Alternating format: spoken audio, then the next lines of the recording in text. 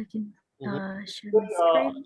I'd like to first introduce you. So today our speaker is Monica Cabria, and she will tell us about Hopf algebras and the quantum invariance of. Okay.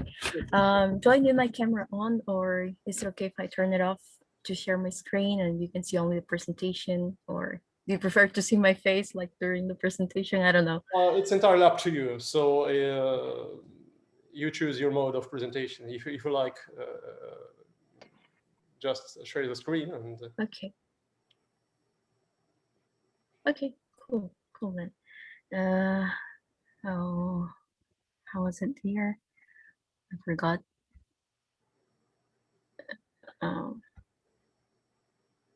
Let's put it in presentation mode. So yeah, I guess I will turn my camera off, or yeah, I'll keep it like this.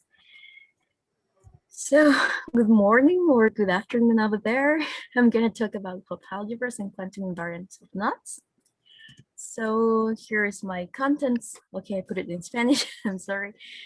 First of all, I'm going to talk about Gauss codes, how to create them, how to generate them.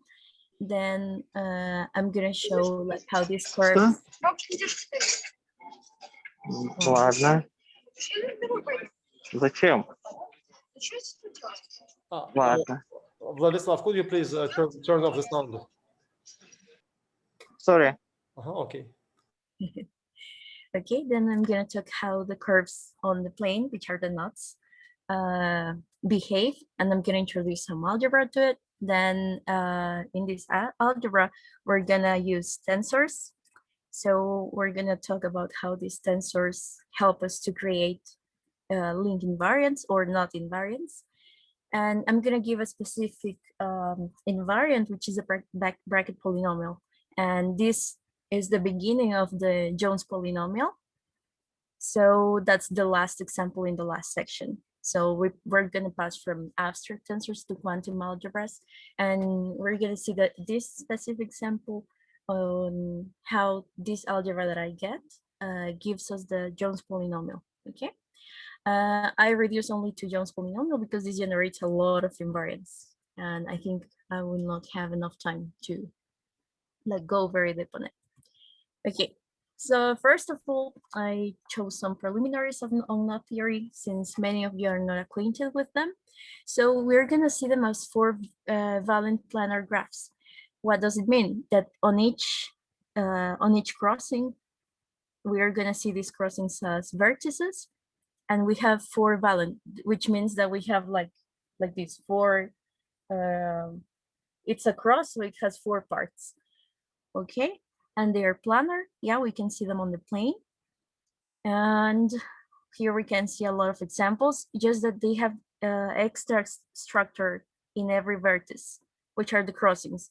We're going to use a continuous line for an overcrossing, which means the string is passing above, and the interrupted line is going below. Okay. We're going to focus on unoriented case. We can, of course, give an orientation to knots, which is basically putting an arrow to it and choosing how to go around it.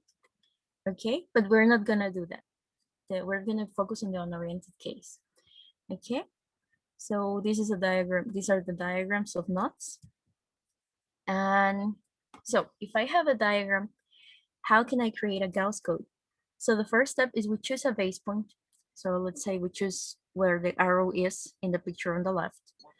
And then we choose where to go, like to the left or to the right. It's like we're giving an orientation, but we're actually not giving it. We're just choosing the path, okay? So we go along the knot and we are passing through some crossings. So we number them and we generate this code that is in the caption here. 1, 2, 3, 1, 2, 3. This is the order we're going along the knot, okay?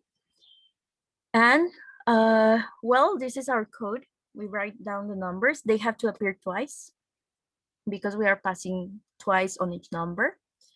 And we can also generate Gauss diagrams, which are circles with twice as many dots in the border as crossings we have. So we put them in the order we go along. and we draw lines joining the same numbers. Okay, this is a Gauss diagram. And I put it because we can choose different base points. So we can go along the crossings on different orders. And it's easier to see in the Gauss diagram, in the circle, that it's up to rotations of the diagram. So this code is not unique, but if we mode these rotations of the diagram, then they are unique. We have some classes, okay? So now some extra things we need to know about Gauss codes, but we're not gonna use here. Anyway, they are interesting. If we want to be more specific about if we're going over or under with the explanation I gave before, over is the continuous line and under is the interrupted line, we can write the words U, the letter U for under and the letter O for over.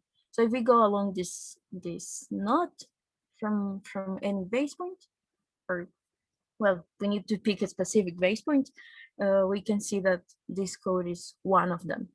Okay, again, it's up to rotations of the diagram. Okay, so I can start from O3, U1, O2, and so on. We can rotate these labels. So I made some drawings on my own because I didn't know if I was able to share my screen when I'm modifying my presentation. So excuse me for the presentation, but I needed to be prepared for this situation. Okay. So another extra thing about Gauss codes is that if we choose the oriented case, which is choosing an orientation for the knot, we have two different kinds of crossings, and they follow the screwdriver rule. If we can do it from the over crossing to the under crossing to our right side, to our left side, then it's positive. And if we can do it with our left hand, it's negative. And they look like this. We can also rotate them. Okay. But again, we will focus on the unoriented case. Okay. So we will just have codes simple with these numbers, like in this example over here. All right. So feel free to ask any question and interrupt me if you. I'm sorry, I a little bit missed the beginning. Could you repeat what those numbers are? 1, 2, and 3. What do number? Oh, okay.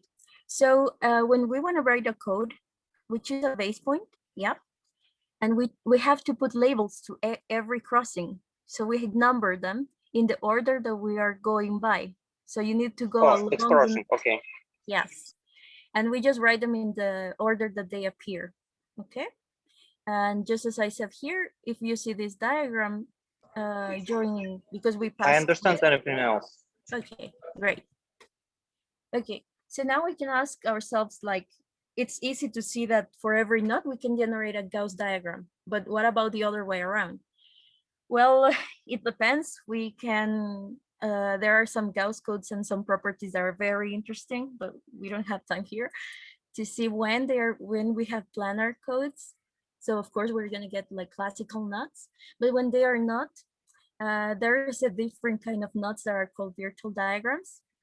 So we need to create some crossings, like put it up, like the way they are embedded in the three space.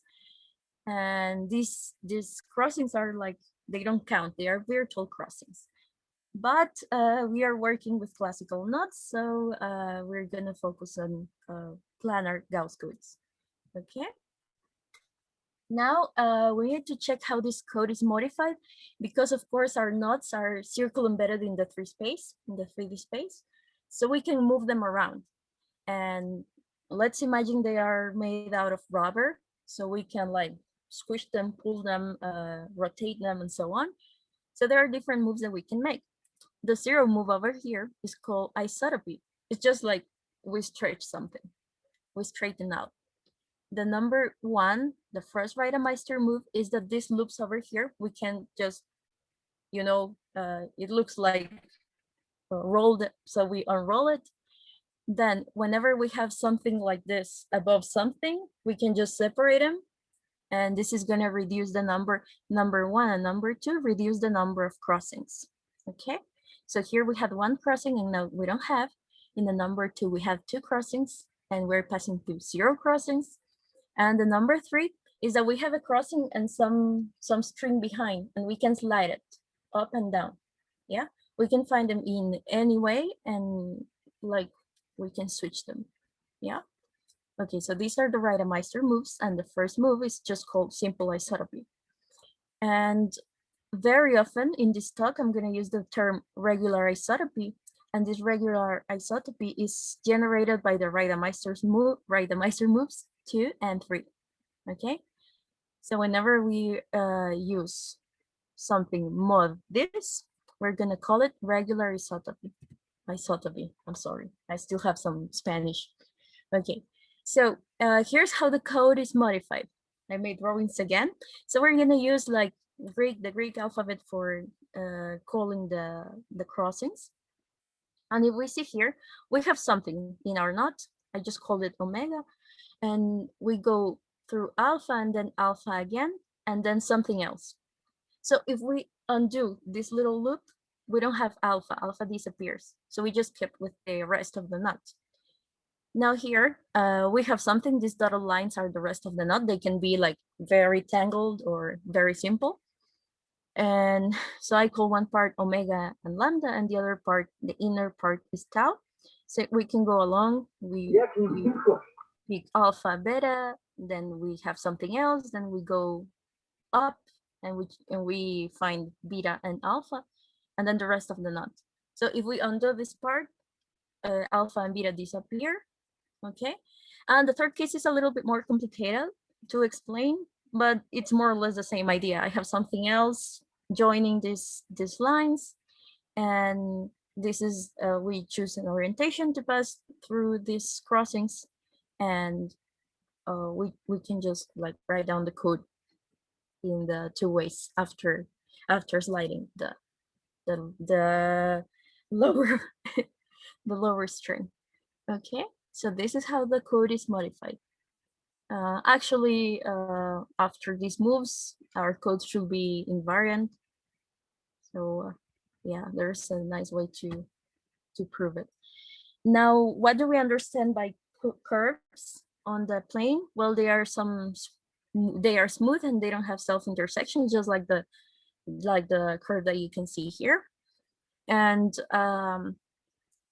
well, we can actually see that they are formed by different types of specific parts. We can chop them, yeah.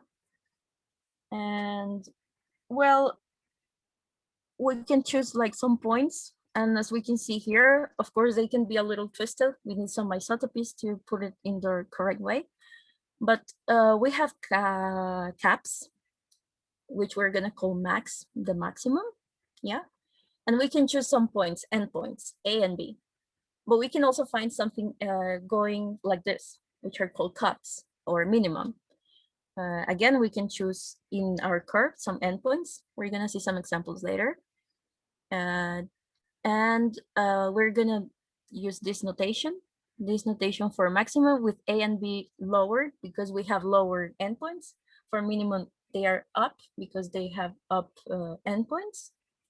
And our arcs are just simple lines, and we can just chop them into different endpoints, A and B. And we put an I because this is gonna be like an identity with A below and B above. Okay, so we have these 3 elements, and with these 3 things, we can form any crazy curve that we can think about. Okay, so we have here like a maximum, minimum. We have some like straight string here, maximum, minimum, and so on. Okay.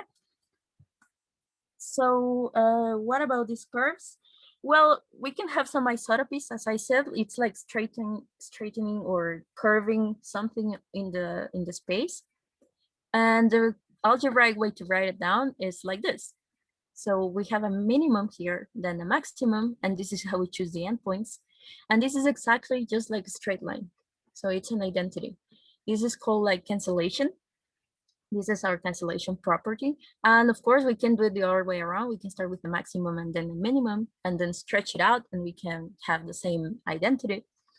And if we have something like knotted and we have some straight line, we can chop it. Yeah, we have an identity, and it behaves exactly like an identity in a group. Yeah, it doesn't do anything, but we can make it like longer string, but it doesn't change anything. It doesn't have crossings or anything. Okay, so we just have the original knot or string. Yeah, and when we don't have canceling pairs, like the ones that we saw here, canceling pairs, because we have two on each case, we can find something like this, which are circles, and this is the code. Yeah, and of course, we can play with all these different elements that we have, and we can create words. Yeah, we can put maximums, minimums, and straight lines, as I said before. But it can happen that if I choose a minimum to the other side, we can have self-intersections. So yeah, we can write down any curve in terms of of these elements.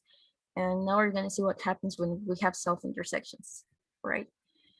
So when we have self-intersections, there is a little trick which is called the Whitney trick. And let's see how it works. So we know that this is regular isotopic, as I said. This is invariant of under the Reidemeister moves. So let's see the first image. The first step from 1 to 2, we just did an isotopy. We just put something, we just stretch it out a bit. And this red part in the second image goes up. We are doing a Reidemeister move number 2. And now I choose a green line to go up in the second line. And I'm making a second Reidemeister move again. And then I chose this little light blue line to have we have a perfect environment here to create a third Reidemeister move. So I do it. And it looks like this. And then if I again do the Reidemeister move, but the other way around, like I undo my crossing, it looks like this. So we're actually seeing that the straight line looks like this two little loops over here. Okay. And this is the proof that it's right regular isotopic invariant. So how does it look in algebraic terms? Because sometimes, well, we need to be some formal. So this is how it looks. We write down these two little loops. which is our endpoints. We write down the codes with maximums and minimums. Yeah. And then we do some transformations, okay, with the Reidemeister moves. So we end up with just a maximum, okay, or it could be a minimum as well, okay. So yeah, and with this trick, actually we get a very important theorem we study like in basic knot theory, and it's really cool that any immersive plane curve is regular isotopic to any of these drawings over here. They look like bread, so I like them very much. And we have you know, we can count the loops over there, or we can have circles only, or the loops can be outside. So here I'm not gonna talk about the proof because it's really out of the scope of this talk, but we can easily see, like geometrically, that the codes can be written in terms of these two different types of moves. I'm gonna call them U and U inverse because they cancel each other, and they look very similar to the max and min cancellation rule.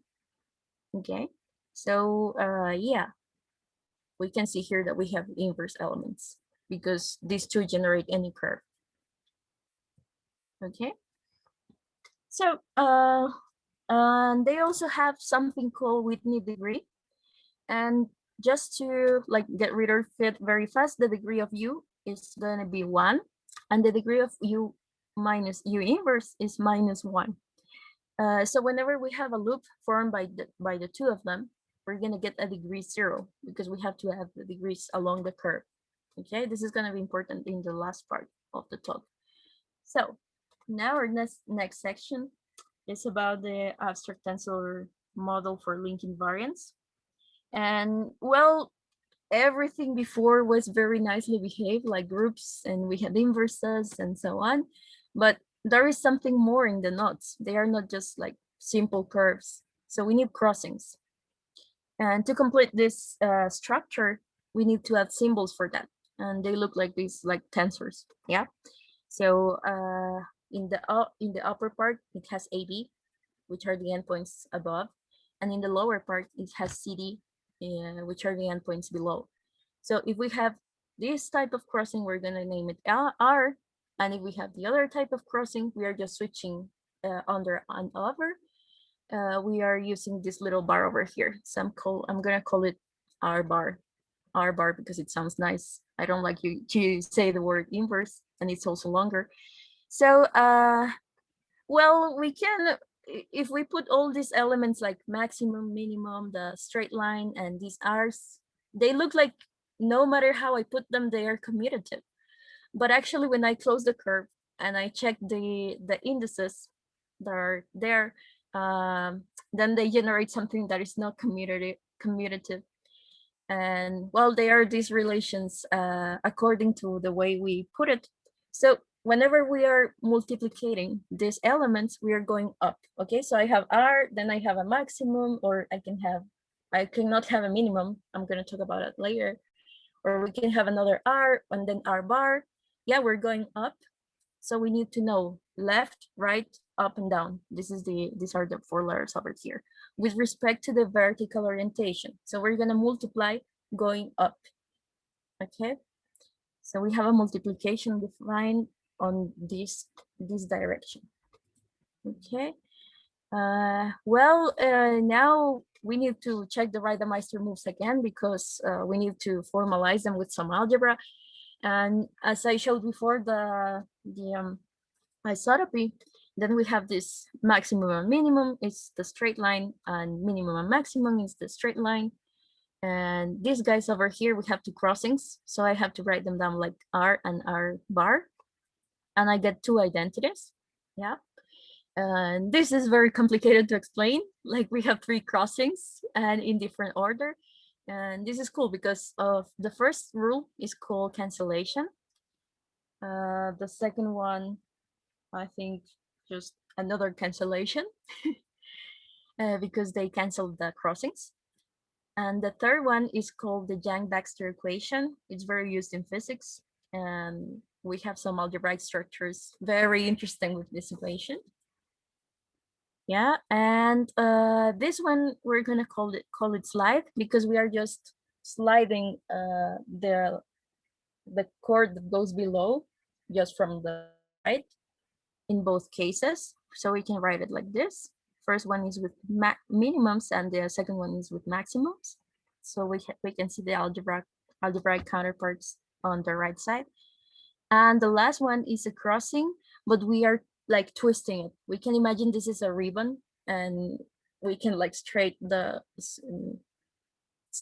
ribbon and it will look like this. So interesting things about this one. Well, the last one is consequence of the fourth and the number 1. Just that we can see the number 1 here with that this one that is going like this, like wavy, because first it was straight. Okay. So yeah, I think these are like cool, but the coolest part about them is that if we mode these axioms, then we're gonna get like some classes, and this is what we're gonna study now. So ATA, what's ATA? We're gonna call ATA to our abstract tensor algebra, which is defined as this monoid with respect to multiplication and with respect to addition generated by the symbols that we talked before, max, min, and the R and R inverses. Of course, the identity is also involved. And we mode these 5 axioms. Okay. So this is how we get our equivalence classes. And we can also mode commutativity. Yeah. Because yeah, it's the way we write the word whenever we have like some curve on the space. Yes. So how do we write notes? So let's go to a specific example. As usual in every knot theory talk, we take the easiest knot, which is the Truffle Nut. And here we have the code for it. Yeah, so how do we choose it? Well, we can choose the endpoints and we choose by levels. First the ones that are up, then the ones that are in the middle, then the ones that are below. Okay, so I can see here I have 2 maximums, then 3 crossings, and then 2 minimums. So 2 M's, 3 R's, 2 other M's. Okay, and we put, of course, the correct indices, which are just normal lowercase letters. Well, if we get some abstract tensor, this is our expressions. These expressions are called abstract tensor expressions. We can always get an unoriented knot diagram, which is passing from the code to the diagram. There are some rules, of course, like each index has to appear twice, and they have to be consequent. Like if I have this one in the first R, I have B on the left, C on the right, E on the left, and F on the right. They have to be consequent with that. Okay, they have to be nicely behaved. And of course, we can create very crazy knot diagrams with different codes. And yeah, just that. Okay. So there is an important theorem over here. Remember, these diagrams are mode the 5 actions. So whenever we have 2 knots that are equivalent, which means we can do the Reidemeister moves and also the sliding and the twisting, and then we get the same abstract tensor expression, and the other way around as well. So the idea of the proof is that we get very nice equivalences with the Reidemeister moves. So this is already an if and only if. And the last 2 axioms in the in the abstract tensor algebra, they are consequences of the first 3. So the proof is really, really nice. I don't know if I'm rushing. Oh, no. Okay. And yeah, this is a very important theorem because we need this to realize that things are invariant. So equivalent knots have the same expression, and same expressions produce equivalent knots. Okay. So this is one of the beginning of the invariance of knots using this algebra. And now we're gonna focus on the specific example, which is the bracket polynomial. Well, the bracket polynomial is a polynomial that we get by using these three rules. Now, things that we have to notice. First of all, every crossing we find in a diagram, we have to do as number 1 says. If we find the other type of crossing, I mean, we are switching the one that goes over for the one that goes under, then we just switch the coefficients. Okay, so here is the algebraic counterpart. We write it down like this with the codes of maximum, minimums, identities, and crossings, R's. If after doing the move number 1, we get some we always get new diagrams with less crossings because we are disappearing the crossings over here. If we happen to find something that is disjoint, a circle that is disjoint, we are going to multiply by this term, a squared plus a minus 2, and all of that minus, okay, times the rest of the diagram, again applying 1, 2, 3, 1, 2, 3, okay. And if we end up only with the circle, this is the normalization, okay. This is going to be our normalization term. What does it mean? That after we find the bracket polynomial, we divide by this expression. So they are normalized, just like we do in physics.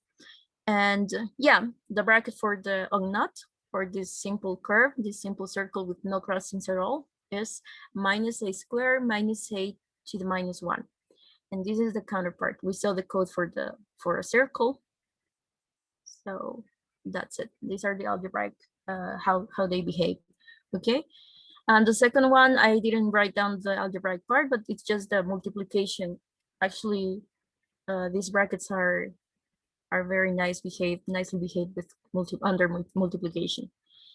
Okay. So, well, here's an example. Let's take the Truffle Nut again, and we are smoothing the crossings. In the first case, I'm smoothing the one that is here below. So we have two different diagrams, right? And they split, each of them splits by 2. And then each of them splits again by 2. And this is a very boring procedure, but it's very interesting to know that if I write it down with these codes, which I tried, but it was very, very long. We can always write it down algebraically. And yeah, we can actually, when we write down this code, we can see the non-commutativity. So this is really cool. But here we see the pictorial way to find the bracket polynomial. And there we get exactly the same expressions. If we pass from this code over here, the t of k, to all of the multiplications by a, or a inverse, or a squared minus a to the minus 2, we get exactly those letters. All these words, all these m's, r's, and identities are gonna cancel by the axioms that we saw before. So how do we know when we have to finish this procedure? Well, this is a finite procedure because we are working with only knots with finitely many crossings. There is something called wild knots because they are really wild and they have infinite crossings. Well, they are always countable, but it will be very hard to write down the codes and everything. So we are just reducing to the finite case. And each of them, we know each crossing splits by 2. So in this case, I'm gonna get 8 expressions because we have 3 crossings, and 2 to the cube is 8. So they grow very, very fast. Yeah, in powers of 2. So it's kind of annoying, but computers can do it. So if anyone is interested in doing this, any algorithm, then be welcome to do that, because that always helps to not theorists. And well, now we need to pass from abstract tensors to quantum algebras. And well, so we know our structure of abstract tensors. Yeah. So something we need to keep in mind is that we chose notation, as you saw, like M looks like a matrix because they behave very similar, and the crossings too. So we have a lot of indices there. The crossings look like some tensor thing. Yeah. And some other thing to keep in mind is that the Gauss codes tell us that this is non-commutative when we're going up. Okay. And yeah, we put all the elements arrayed one above the other one going up. And as I said before, they don't commute. Okay. Well, this is the order of the multiplication. Yeah. Whenever we have 2 elements, as we can see here, we put them together and we get the product. Okay. So what is a tangle? A tangle is some part of a diagram that we can squish and put inside a square. And we're gonna have as many strings up as down. So we can see here that our tangle is a 1-string tangle because we have only 1 string coming below. This is our input because we're going up. And then we go all the way through this link and we end up above only with 1 string. Okay. So we can have, of course, different things inside the square, but as long as we keep the same amount of strings up and down, then we're good to go. So let's imagine we have 2 tangles. We don't know how they look like, but if we want to see the product, we just squish them because there's an identity here. So identities can disappear, they cancel out, and we get this product, T1, T2. Yeah. Remember, they are going up because sometimes I want to read like this and it gets confusing, but they're going, first we read the one that goes under and then the one that goes over. Okay. So what about this multiplication? So first of all, we can call all of our regular isotopy classes. Remember, regular isotopy is up to Reidemeister moves 2 and 3. So the classes mode those two moves of single strand tangles. As I said, single strand is that we start with 1 and we end up with 1. We're gonna call it L. Yeah, this is our thing we're working with, and we can choose a map which is called the antipode map. And since it is called antipode, it is actually switching the part that goes below to above. So we put it like around, and the part that goes above, we put it down. So we are like twisting it. Okay, we are doing some isotopies, switching the up for down and down for up. So we can see here the green one was above and now it's going down, and the light blue one was going down and now it's going up. Okay, and well, this behaves like if we apply S to some product, we get like exactly the same product, just with switched input and output. Okay, what else do we have? So we have the antipode map. We can also have a coproduct, which goes from L to L2, where this L2 is are two-strand tangles. So two-strand tangles are tangles like this one, but let's imagine we have another strand here, entering and going out. Yeah, so we have two, and it's very natural to see that this exists because we have minimums and maximums. So yeah, we can have some moves there that create two strands. And we also have a forgetful map, which goes from this space of regular isotopy classes of tangles, and we go to something very simple. We straighten out everything, and this is the algebra just generated by a single string here. It's just this element, like the identity. Okay, so what about these things? Well, they are analogs to like this delta map, which goes from one algebra to the algebra tensor by itself. I didn't write it down in the presentation, but yes, this is how it works. And well, this structure gives us something, the beginning of a Hopf algebra. And well, we also can write it down in terms of this multiplication, coproduct, forgetful map, and antipode map. We can write it down like algebraically, of course. So let's see how they behave. So given A and B, two strands with some base points over there, some endpoints. If we want to multiply them, remember we are going up. First we put A, and then above we put B, and we join them. We get the product AB, and we write it down like this. Yeah, so they behave like tensors, and we have these indices that are repeated. Here I have it lower, and in the B I have it up. So yeah, we can put them together. Yeah. Okay. So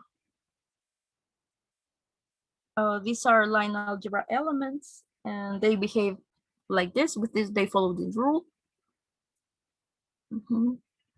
And now we can talk about quantum algebras. So after giving all the structure that I gave before, a quantum algebra is an algebra like A over a commutative ring.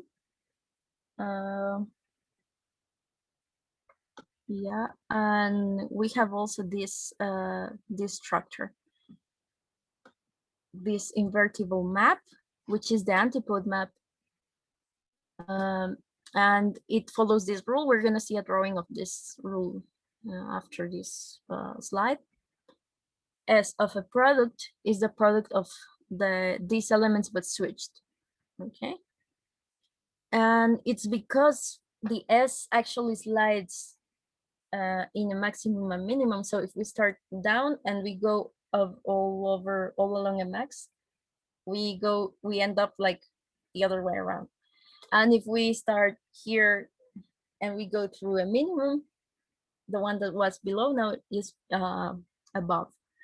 Okay, so we're gonna see the drawing. And the second thing we need is that we have an element row in our algebra that satisfies the Yang-Baxter equation. So, well, we have indices here because we have the algebra tensor itself 3 times. And each of the indices corresponds to where it is in this tensor product. And the Yang-Baxter equation was the third Reidemeister move. Monica, I'm sorry to interrupt. Is it true that rho should be in the tensor product of A by itself, not in A, but in A tensor A? Well, Otherwise, I don't understand what is rho 1, 2, rho 1, 3, and so on. So if rho sits in the tensor product of A by itself, then rho 1, 2, for example, is the image of rho. A tensor A. Like, okay, the first one goes, I mean, these rows are like like tangles. They are tangles, yeah. So let's say this string starts in the position 1 and ends in the position 2. So we start in A tensor A and end in A tensor A, and we start in the first A copy of A and we end up in the second copy of A. Kind of, this is how this behaves. I don't know. Well, this is the interpretation from your picture. But if we just look formally at the definition, so rho. Well, anyway, if rho sits in A, then what is rho 1, 2 then? It's in A. Yes, it should be in A because we have this product of 3 different rows. But what is the definition of rho 1, 2? It's the string that starts in the position 1. Also, it starts in the first copy of A and ends in the second copy of A. So, but this refers to the picture, to your previous example. From, of course, I understand that this is the main motivation and the main example. But if we start from this formal definition, so we take an algebra A over a commutative ring K. S is an invertible map. Okay, a rho is an element of A. Yes. So, and again, what is rho 1, 2? Then it should be an element in the tensor product. Because if rho sits in the tensor product, then probably rho 1, 2 is the image of this element in the triple tensor product. Yes. So we can put A tensor A in the first 2 positions or in the position 1 and 3, and in this way we get rho 1, 3. And finally, we can put A tensor A into the second and the third positions. And yes. Then we get rho 2, 3. Is that correct? Exactly. Yes. Yes. Okay. Yes, okay. Yes. And well, so we have this Yang-Baxter equation of these elements in the tensor product by itself 3 times, and as our maps S and the element row satisfy this following relation. Again, we can see the drawing of it. It's like the easiest way for me to see it. And also this translates to this part, like S of E times F, tensor E prime F prime is the identity. So we're gonna see how they behave. And each of these elements, oh yeah, here's the explanation. It can be seen as the summation of elements of the tensor products of elements in A. So let's keep that in mind, because sometimes we're just gonna write down, we're gonna erase the sum symbol, and we're just gonna write it down as a tensor product. Yep. And the last part is that there's an invertible element in A such that this happens if we apply S to this element, we get the inverse. And if we apply s twice to some other x in A, we get g times g inverse. So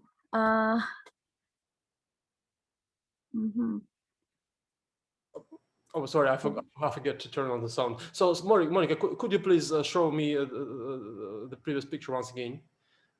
Is this last formula the product of gx and g inverse? Oh, okay. So because because of the x, yes. Yeah. Okay, yeah. This is the product of Some notation. Yeah, it's the product. Okay, thank you. Yes. Well, so remember that we can write the tensors for the corresponding to crossings with this R, but we can write it down in our algebra like these products, as I mentioned here, of E and E prime, and they look like this. And well, we can get only this element with the corresponding crossing, and with S, it's when they appear below, only for the first one. All right, because of the relations that I showed here in this part. So when we want to prove the Yang-Baxter equation, we use these relations. Okay. So how does the antipode map behaves? This is what I was saying. So we have an element here, x, on the right side, and we slide it out to the left side above, along the maximum. So we get s of x. If we have an element above, this will be on the other side below. So we're going to see that later. And the other case is that is going through a minimum. Okay. So we pass from one side to another, sliding down to get the s. Okay. So there we're actually not modifying our diagrams, just the endpoints. Let's see it like that. And if we write it down in equations, we start with a maximum and a base point, and then we end up like with another base point, but after the antipodal map, and the same maximum, right? So the second case with the minimum is like that, and the last relation is given by this. These are not circles, but like snakes. Okay. And here's the equation that is satisfied, which is we start with a product of xy. And remember, when we have products, they are going up, so we can split them. And first, in the lower part, we put the first element, x, and in the upper part, we put the second element, y. And then we try to apply s to both of them. So we are sliding along the maximum, and the first one reaching the other side is y, the second one reaching the other side is x. So we have a product of sy and sx. So this is this relation over here. Where was it? Yeah, here. The first one, s of a and b, which I wrote with x and y later, is s of b times s of a. Okay, so this is what we're doing. Okay, this product. And well, when we apply S2, S map twice, we have first we switch like this, and then we switch again like this. So we are creating like spirals. And well, we can apply the Reidemeister moves and get these two different loops. And each of these loops are our elements G and G inverse.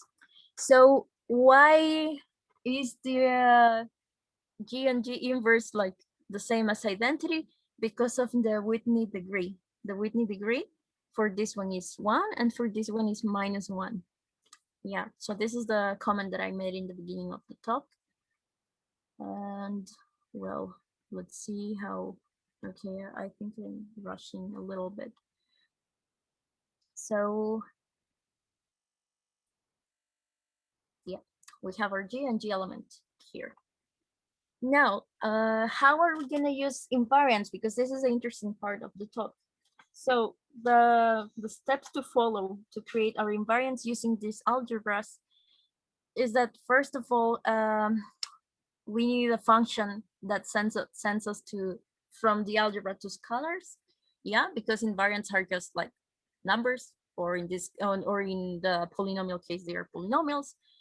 Well, and particular for what we're doing now, we're gonna use the trace. Okay, so remember, m's, r's, and I behave as matrices. So whenever we have a product, it behaves also again like the trace for matrices. And also, if we apply the antipodal map, it is invariant. Yeah, so it cannot be very good. It doesn't, I cannot see it very well here, but it's invariant under the antipodal map. The trace is invariant under the antipodal map for every element in A. Okay, so we are not modifying anything, as I said, by sliding this point. We are not modifying our structure, our products. Okay, so the trace is exactly the same. Well, now let's take K as a single stranded tangle, because those are very often nuts. Okay, and they are arranged with respect to the vertical position, which means we're going in the multiplication up. And well, now let's see one example on how do we do that. So how do we do specifically the computations on this algebra? So first of all, we take our knot, just like that, with the crossings above, over crossing, under crossing, like the first image here, it to the left. Then we put like endpoints. This is very easy to see. We just need to classify when we see crossings, when we see maximums and minimums, and so on. And then we need to slide them. Okay, these are 3 steps. The second step starts where it says slide the algebra. So we're gonna slide everything. How do we slide everything down? We follow these rules and the rules of S. Okay, we follow R's for crossings and S for going along maximums or minimums. Okay, so in this case, we are going through one maximum and this crossing, so we end up with S minus 2 of G. Then F, just going through, again, it goes through one minimum and then goes up to one maximum, so it's again S minus 2 of F prime, and so on. So we slide all the elements along the string, and we end up with the same diagram times all these elements of the algebra. And I'm going to call all of these elements omega. Okay, omega. So this first diagram, the first diagram that ends up on the top, it's very easy to see that we can apply the Reidemeister moves, and we get just this loop, which is nothing. We can also undo this loop, and this part, this omega part, is gonna remain like this. So since we end up with one loop, remember this little loop was G inverse. Okay, so we have omega G inverse, but the degree for this G inverse, I mean, there, which is nothing in the end, is 0. So the degree, so the trace for the knot diagram is just the trace of omega. Like when we have all of these elements and these matrices over here, we compute the trace, and that's it. If we have something like with more loops, we're gonna have degrees bigger than 0 or 1. So the trace will follow this rule. So the trace of omega times the element G to the D, where D is the Whitney degree. Okay, so the Whitney degree is the one that I mentioned in the beginning. Okay, so this is how they behave. After seeing this procedure, is like very easy to see this. Well, not so trivial, but we can actually check that the value of these traces are independent of the choice of the vertical segment, which means that in here I could decide to slide to the upper part, but they will be in the same order. Yeah, so we will get the same omega. We could have have this little part over here below, and we will end up with the trace of omega only, because we will end up with only one loop. Okay, so it is invariant. It doesn't matter whether we choose to go up or down to slide all of our elements of the algebra. And well, since we have this type of diagrams which are nicely behaved, they are, as I mentioned before, regularly isotopic. So the trace, of course, is going to be invariant under this type of isotopy, which are the Reidemeister moves 2 and 3. So what do we do for the proof? Let's see a sketch. So we can evaluate this trace and see how it is independent after sliding everything only on a maximum or minimum, because we have some transformations of the S. Yeah, after sliding through a maximum or minimum, we get S or S inverse, and we know that the trace is invariant under the map S, which is the second part over here that we cannot see very well. So this is why it's invariant. It's easy to check the invariance of omega around the maximum or minimum, because the trace is very well behaved under the antipodal map S. And well, let's suppose we choose something that is very tangled, and it's like in the middle of some strange kind of loop with degree D. So we move everything across the maximums and minimums and crossings again.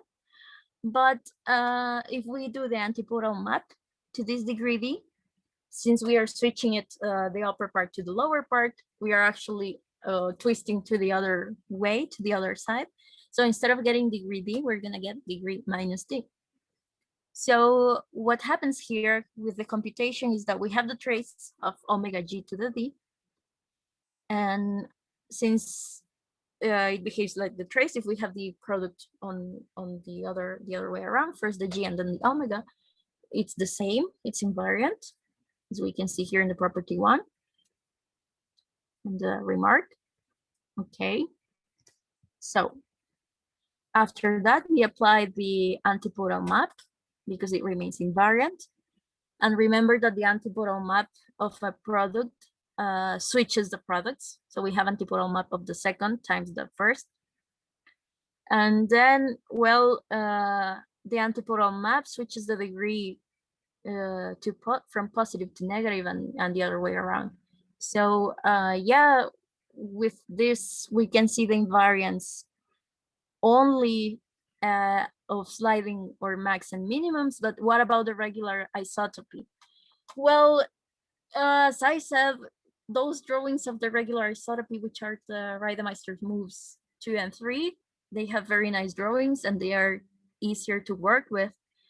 But we can write them down algebraically, as we could see in the tables that we had an algebraic counterpart. And yeah, if we compute all of those traces with the corresponding algebraic counterparts, then we're gonna get the equality. So, but of course, it's easier to play with the drawings and show that they are actually invariant. And now, well, I guess I will end up a little bit earlier, so I'm gonna apologize because I have to go to work because I'm in my country and I need to work here. But let's see one last example. So we have the description of our algebra before, like with the M's, R's, which are maximums, minimums, the crossings, the identities, and so on. But we can use a representation for this. And after choosing this 2 times 2 matrices representation, well, we can get some very nice elements like this G. This is my conclusion. And well, this is really cool because after all of this crazy work, we can see here the trace, and this is exactly the expression. Well, let me go back to that slide because it's really cool. So we get actually this expression minus a squared plus minus a minus 2. Yeah, this is this thing, which is our normalization term. So actually, after doing all the yada yada of these algebraic elements, and doing all those tensor products, well, we get the normalized Jones polynomial, and the Jones polynomial really opens the window to create several invariants. They are right at the beginning of the quantum invariants, so there is all this theory behind. And I'm very glad that I gave the chance to give this talk, because I was just working with drawings. As you can see, I'm more like focused on the drawings, but checking the algebraic structure of this and the non-commutativity was really like cool. So yeah, this is very nice. I'm very happy with this result. So we get the original Jones polynomial, which is normalized, so we don't have to divide by this trace, because this is like the boring part when we compute with the drawings. And I think that's it. So I wrote in Spanish, in Russian, because I respect you a lot, and in English. So gracias a todos. Thank you everyone. That was my talk. So is there any question? I just want to thank you a lot, because it was like the best talk I've heard on this seminar. It's wonderful. Thank you very much. Thank you. Just in my opinion. Thank you. Yeah, perfect. Okay. So any other question or comments? Well, if not, then we thank the speaker. Thank you, Monica, for a very nice talk. Gracias. Спасибо. Okay, goodbye, everyone. Bye-bye.